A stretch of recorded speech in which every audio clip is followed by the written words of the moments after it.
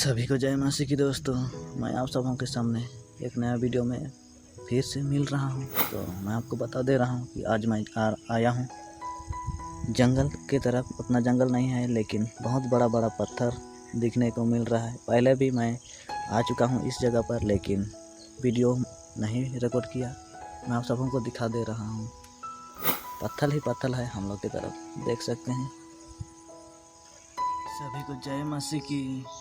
फिर से मैं आप सबों के सामने एक नया वीडियो में स्वागत करता हूं। आप सबों को परमेश्वर पिता को धन्यवाद देते हैं कि उसने हम सबों को संभाल कर रखा है, भला चंगा रखा है, ताकि हम सब उसकी महिमा कर पा रहे हैं, उसकी स्तुति आराधना कर पा रहे हैं। तो मैं फिर से आप सबों के सामने एक छोटा सा वचन को लेकर आया हूँ, जो परमेश्वर में हम सबों को बढ़ने में बहुत ज़्यादा मदद और सहायता करने वाला है। हर एक जो यीशु मसीह पर विश्वास करता है वो परमेश्वर के पुत्र बन जाता है और परमेश्वर के साथ चलता है। तो अगर हम सब यीशु मसीह का पुत्र या बेटा बन गए तो हमारा जीवन किस प्रकार का होना चाहिए, परमेश्वर में हम सब किस प्रकार बढ़ सकते हैं और किस प्रकार परमेश्वर के साथ चल सकेंगे। अगर हम सब यीशु मसीह का पुत्र कहलाते हैं, यीशु मसीह पर विश्वास करने के बाद, तो हम सबों को क्या करना होगा, परमेश्वर का वचन को किस प्रकार आज्ञा पालन करना होगा और कैसे जीना होगा कि हम सब परमेश्वर के पुत्र असलियत में रह सके और बन सके। तो पवित्र बाइबल हमें बताता है कि परमेश्वर की आत्मा के चलाए चलेंगे तो परमेश्वर के पुत्र कहलाएंगे। चलिए वचनों को पढ़ लेते हैं एक बार, उस वचन में हमें क्या बताता है। रोमियो का 8 अध्याय 14 वचन में इस प्रकार लिखा है। मैं सबों के सामने पढ़ दे रहा हूँ। उस वचन में हमें क्या बताता है, क्या सिखाता है, जानने की कोशिश करेंगे। रोमियो 8 अध्याय 14 वचन में इस प्रकार लिखा है, इसीलिए कि जितने लोग परमेश्वर के आत्मा के चलाए चलते हैं वे ही परमेश्वर के पुत्र हैं। पवित्र बाइबल में हम सबों को इस प्रकार संत पौलुस कहता है कि इसलिए कि जो कोई परमेश्वर के आत्मा के चलाए चलते हैं वही परमेश्वर का पुत्र कहलाएंगे और होंगे। तो हम सबों को पवित्र बाइबल हमें क्या बताता है, उसी के अनुसार जीना है अपने जीवन को। परमेश्वर की आत्मा के चलाए अगर हम सब नहीं चलेंगे तो परमेश्वर के पुत्र नहीं कहलाएंगे। अगर हम सब अपने आप को बोल भी दे कि परमेश्वर का पुत्र हम हैं तो ऐसा नहीं होगा। अगर परमेश्वर हमारे जीवन में, परमेश्वर का आत्मा हमारे जीवन में कार्य नहीं करेगा तो हम सब नहीं कह सकते हैं कि हम परमेश्वर के पुत्र हैं। हर एक जन जो यीशु मसीह पर विश्वास करता है, चर्च जाता है, कलीसिया में परमेश्वर का स्तुति आराधना करता है, तो वो ऐसा ना समझे कि वो परमेश्वर का पुत्र है। परमेश्वर का पुत्र होने के लिए हम सबों को परमेश्वर के आत्मा के चलाए चलना होगा। इसीलिए पवित्र बाइबल हमें बता रहा है कि आत्मा के चलाए चलोगे तो ही परमेश्वर के पुत्र कहलाओगे और परमेश्वर के पुत्र होगे। तो हम सबों को संत पौलुस बता रहा है, समझा रहा है, सिखा रहा है कि जो पवित्र वचनों में लिखा है उसके अनुसार हम सब जिएंगे तो ही हम सब परमेश्वर के पुत्र कहलाएंगे।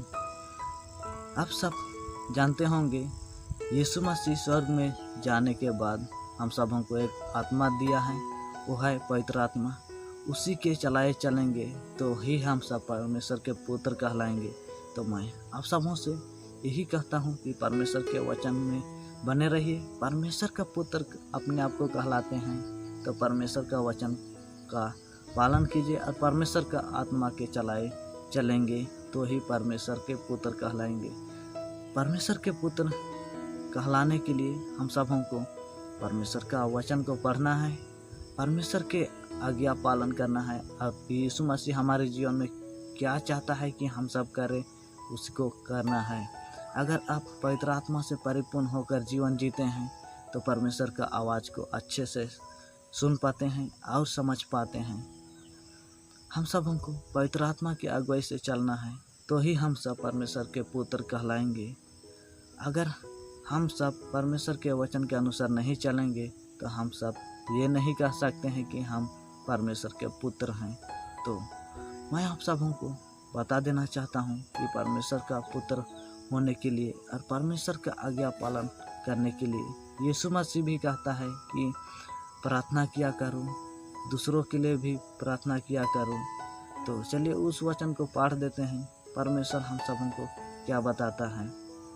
यीशु मसीह कहता है, उस वचन को पढ़ देता हूँ आप सबों के सामने। मत्ती का 5 अध्याय 44 वचन में इस प्रकार यीशु मसीह कहता है। उस वचन को आप सबों के सामने पढ़ देता हूँ। परंतु मैं तुमसे यह कहता हूँ कि अपने बैरियों से प्रेम रखो और अपने सताने वालों के लिए प्रार्थना करो। परमेश्वर का पुत्र होने के लिए ये भी करना होगा कि हम वचन के अनुसार चलेंगे, तो ही हम सब परमेश्वर का पुत्र कहलाएंगे। वचन में इस प्रकार लिखा है मत्ती में कि अपने बैरियों से प्रेम रखो और अपने सताने वालों के लिए प्रार्थना किया करो। इस प्रकार यीशु मसीह हम सबों को कहता है। पुत्र बनना आसान नहीं है, लेकिन परमेश्वर के वचन के अनुसार हम सब जीते हैं तो ये सब परमेश्वर हमारा मदद और सहायता करेगा और परमेश्वर में आगे भी बढ़ पाएंगे। तो मैं आप सबों को बताना चाहता हूँ कि यीशु मसीह का पुत्र होना आसान नहीं है, लेकिन यीशु मसीह का कहे हुए उस वचन का पालन करना होगा। परमेश्वर का पुत्र होने के लिए बैरियों से प्रेम करना पड़ेगा और हम सबको सताते हैं उनके लिए प्रार्थना भी करना होगा, तो ही हम सब परमेश्वर का पुत्र कहलाएंगे। यीशु मसीह परमेश्वर का पुत्र है तो अपने जीवन में इन सब चीज़ों को किया, हम सब से प्रेम किया, सताने वालों के लिए यीशु मसीह प्रार्थना किया है। तो हम सबों को भी यीशु मसीह जिस प्रकार जी रहा था इस धरती पर आकर, उसी प्रकार हम सबों को जीना है। कैसे जीना है? उस वचनों को पढ़ना है, यीशु मसीह का जीवन को देखना है। पवित्र बाइबल में हम सबों को सब कुछ बता दिया गया है।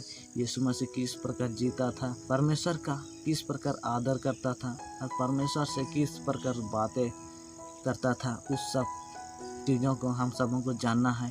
और यीशु मसीह किस प्रकार जीवन जी रहा था, उन सब चीज़ों को पवित्र बाइबल में पढ़कर जानना है। इसी से हम सब परमेश्वर में भी आगे बढ़ पाएंगे और परमेश्वर का पुत्र भी बन जाएंगे। यीशु मसीह पर विश्वास कर देने से हम सब परमेश्वर का पुत्र नहीं बन जाएंगे, लेकिन उसके वचनों पर हम सबों को चलना होगा, तो ही हम सब परमेश्वर का पुत्र बनेंगे।